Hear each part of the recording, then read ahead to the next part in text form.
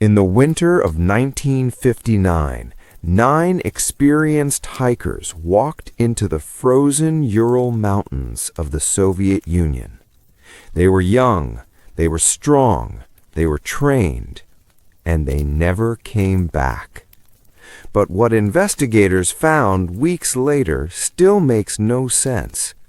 Their tent was slashed open from the inside. Their bodies were scattered across the snow. Some were barefoot, some were missing eyes. One had no tongue. There were no signs of a struggle, no clear footprints of attackers, no explanation. For over 60 years, the Dyatlov Pass Incident has remained one of the most disturbing unsolved mysteries in modern history. But to understand what happened, we have to go back to the beginning. It was January 23, 1959. Igor Dyatlov, a 23-year-old engineering student, was leading a group of fellow hikers on a challenging expedition across the northern Ural Mountains. This was not a random adventure. These were Grade 3 certified hikers, the highest level in the Soviet Union at the time. They had experience, they had maps, they had supplies, they had discipline. Their goal was simple: reach Oterten Mountain, a remote wind-swept peak whose name in the local Mansi language roughly meant, "Don't go there." Still, the group laughed about the superstition. There were 10 members at first, but one turned back early due to illness. That decision saved his life. The remaining 9 continued forward. Their journey began normally. They took photos, they joked, they wrote in their journals. In one picture, they smile at the camera, standing in the snow, bundled in heavy coats. They had no idea that this would be the last photo ever taken of them alive. As they climbed higher into the mountains, the weather began to change. The wind grew stronger. The temperature dropped to nearly minus 30 degrees Celsius. Snow began to fall heavily. Visibility became poor. On February 1st, instead of descending to safer forest ground, Igor made a decision. He chose to camp on the exposed slope of Kolatsiakal, another local name. It means Mountain of the Dead. It was a strange choice. Later investigators would question it. Why camp on an open, wind-beaten slope instead of moving just a little further down to shelter? Was it exhaustion? Was it pride? Or was something else already happening? They pitched their tent on the incline. They anchored it with skis and poles. They cooked dinner. They wrote in their diaries. They prepared for sleep. Outside, the wind screamed across the mountain. Inside the tent, 9 young explorers lay down in their sleeping bags. It was their last night alive. Sometime in the darkness, something happened. Something so terrifying that they cut their way out of the tent from the inside and ran, barefoot, into the freezing night. 3 weeks later, on February 20th, 1959, a search party finally reached the slope of Kolatsiakal. The hikers had failed to send their scheduled telegram. At first, no one panicked. Delays were normal in winter expeditions. But as days passed without contact, families grew worried. A volunteer rescue team was formed. Students, military personnel, local guides. When they arrived at the campsite, the first thing they saw was the tent. It was still partially standing, half buried in snow. From a distance, it looked almost peaceful, but as they got closer, they saw the slashes. The fabric had been cut open from the inside, not torn by wind, not ripped by animals, clean knife cuts, as if someone inside had desperately tried to escape. The rescuers crawled inside. Sleeping bags were still there. Shoes were neatly arranged. Food was untouched. It looked like the group had suddenly gotten up in the middle of the night and fled, without dressing properly, without boots, without coats. Outside the tent, faint footprints led down the slope. Investigators later confirmed something chilling. The footprints showed no signs of running, no chaotic scattering. They appeared calm, orderly, as if the group had walked away slowly into -30-degree darkness. About 1.5 kilometers downhill, near the edge of a forest, the searchers found the first two bodies. They were lying under a cedar tree. Both were barefoot, both wearing only thin underwear. Their hands were burned. The branches above them were broken up to 5 meters high. It looked as if they had tried to climb the tree, to see something, or escape something. Between the cedar tree and the tent, 3 more bodies were discovered. They were positioned in a straight line, as if trying to crawl back toward the tent, back toward safety. Igor Dyatlov was among them. He was found face down in the snow, one hand clenched. Frost covered his eyebrows, his expression frozen in something between confusion and fear. Autopsy reports said they died of hypothermia, but something didn't feel right, because their injuries didn't match a simple freezing death. Bruises, skull fractures. One had severe chest trauma, but there were no external wounds to explain such force. It was as if something immense had crushed them from the inside. And then there was the final discovery. Months later, when the snow began to melt, 4 more bodies were found in a ravine covered by 4 meters of snow. These hikers had tried to build a shelter, but what investigators saw next turned the case into legend. One woman, Lyudmila Dubinina, was missing her tongue. Her eyes were gone. Another hiker was missing his eyes as well. And yet, there were no signs of a struggle, no signs of predators tearing flesh violently. Their clothes showed traces of radiation. Radiation in the middle of a remote mountain in 1959. The official Soviet conclusion? An unknown compelling force. Case closed. But the world was just beginning to ask questions. The official explanation was simple. Hypothermia. The hikers panicked in the night, fled their tent, and froze to death. Case closed. But the evidence refused to stay quiet, because hypothermia does not explain a crushed rib cage with the force of a car accident.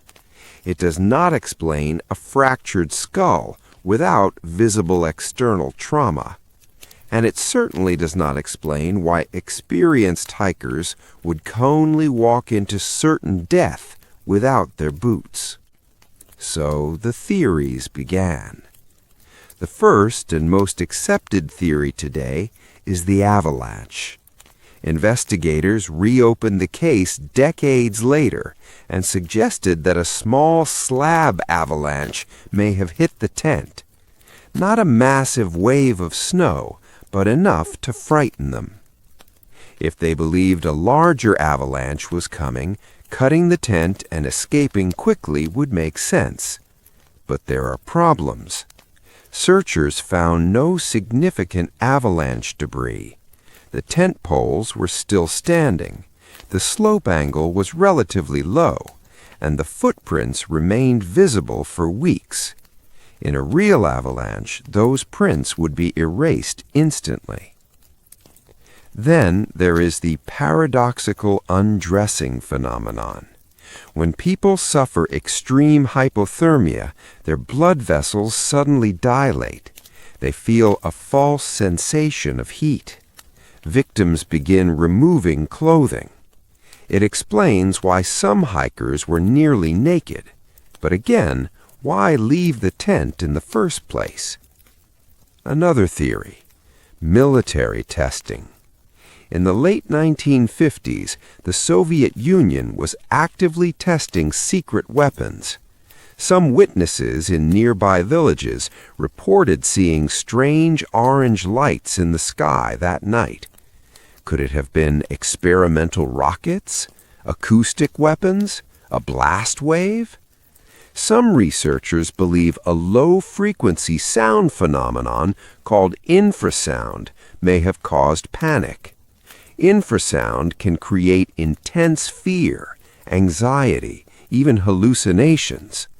If powerful winds created a specific frequency across the mountain slope, it might have triggered an overwhelming sense of dread. Imagine lying in your tent at night, the wind howling, the fabric shaking, and suddenly a deep vibration you cannot hear but can feel inside your chest. Your heart races, your brain screams danger. You don't know why, but every instinct tells you run. Would you question it? Or would you grab a knife and cut your way out? Then there's the radiation.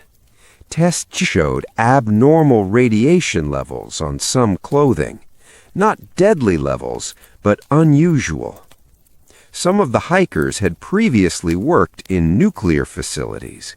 Could contamination have been carried unknowingly, or was something tested nearby? The Soviet government sealed the files, restricted access, silenced discussion. For decades, families were given vague answers, no detailed explanation, just the phrase, an unknown compelling force. But perhaps the most disturbing theory is the simplest one. What if nothing supernatural happened? What if exhaustion, darkness, extreme cold, and human error combined in the worst possible way? Imagine the scene. It is 10:30 p.m. The temperature is dropping rapidly, wind speeds increasing, snow drifting against the tent wall. You hear a crack. Maybe the snow beneath the tent shifts. Maybe part of the slope gives way slightly. You think an avalanche is coming. You panic. You cut your way out. You move downhill quickly to regroup. But once outside, the brutal cold hits you. You can't return immediately. You build a fire. You try to survive. But in the chaos, injuries occur. Someone falls into the ravine, bones break, internal bleeding begins, and in the end, nature wins. The mountains don't need monsters. The cold is enough. When the final 4 bodies were discovered in May, the mystery deepened. They were found in a ravine under nearly 4 meters of snow. It appeared they had tried to survive longer than the others. Branches had been cut, a makeshift shelter built from snow. They had removed clothing from the dead, a desperate but logical act in extreme cold. But their injuries were different, far more severe. Ludmila Dubinina had massive chest trauma, several ribs shattered. The force required, according to medical experts, was comparable to a high-speed car crash. Yet there were no external wounds, no defensive marks, no skin lacerations matching such violence. Another hiker, Semyon Zolotaryov, also suffered crushing chest injuries. Alexander Kolevatov had a broken nose, a deformed neck, and then there was the missing tongue. For years, that detail fueled dark speculation. But forensic experts later suggested that natural decomposition in a wet environment, combined with scavenging animals, could explain the missing soft tissue. It wasn't necessarily mutilation. It was nature, brutal, indifferent, silent. In 2020, Russian authorities reopened the case. New technology, modern avalanche simulations, digital terrain modeling. Their conclusion? A delayed slab avalanche. Not a massive cinematic wall of snow, but a dense block of compacted snow that slowly built up above the tent. When it finally collapsed, it struck with enormous force. Enough to injure, not enough to bury completely. The hikers, fearing a larger avalanche, cut the tent and retreated. In darkness, in freezing winds, they attempted to regroup in the forest.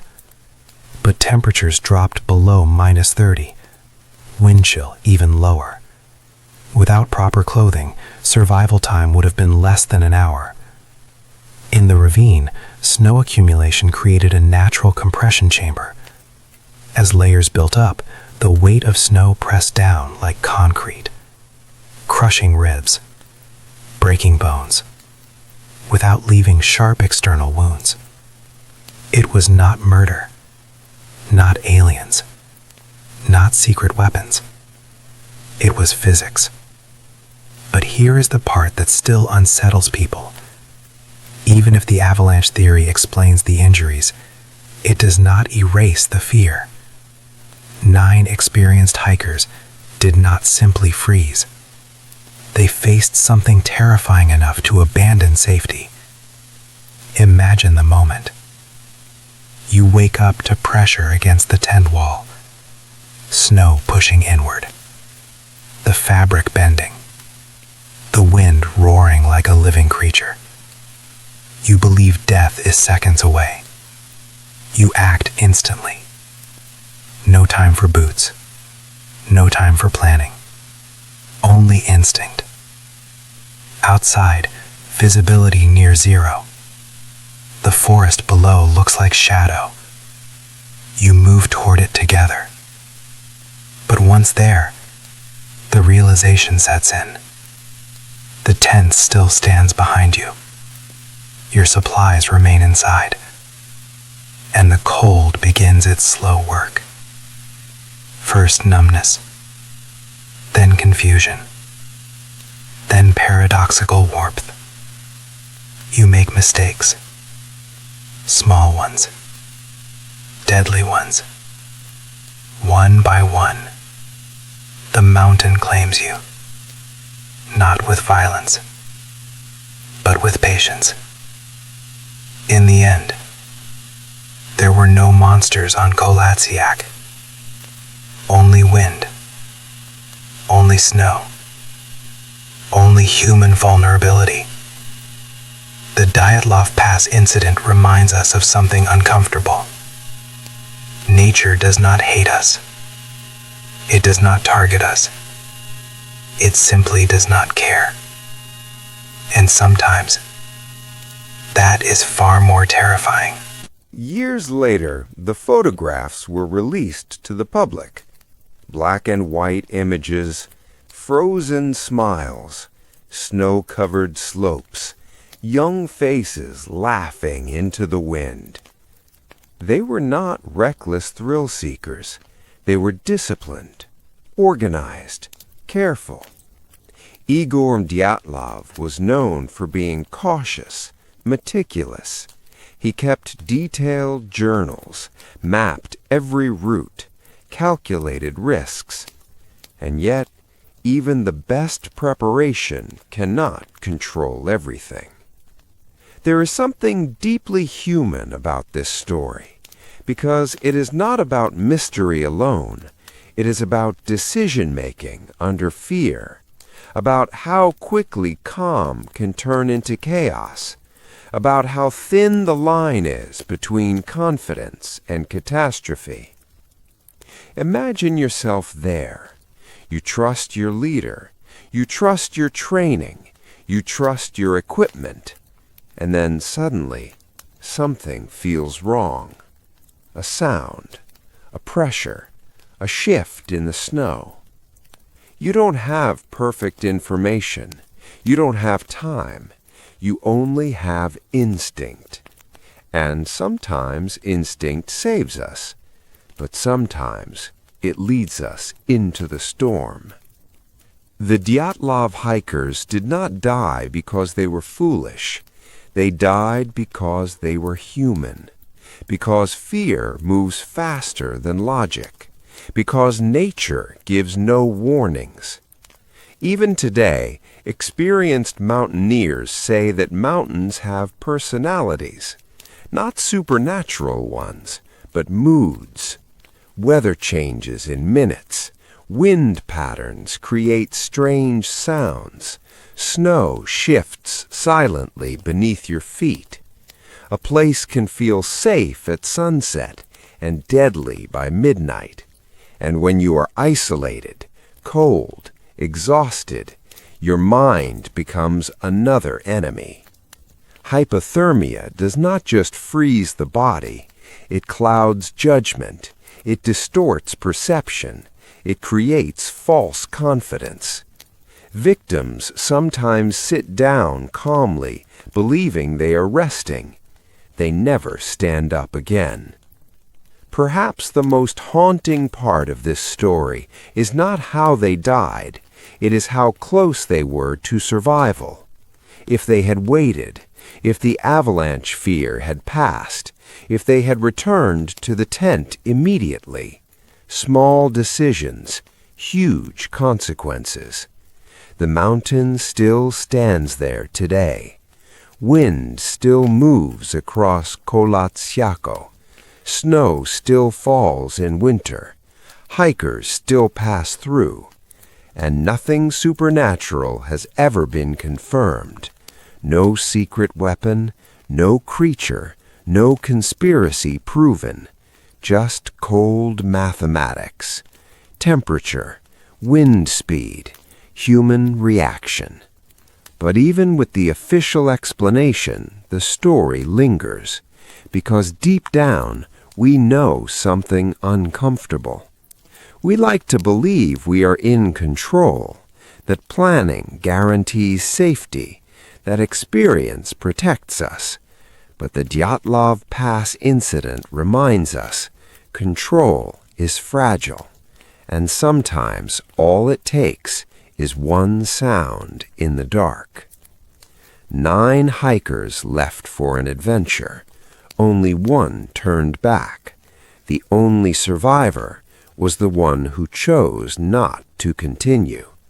Sometimes survival is not about strength, not about courage.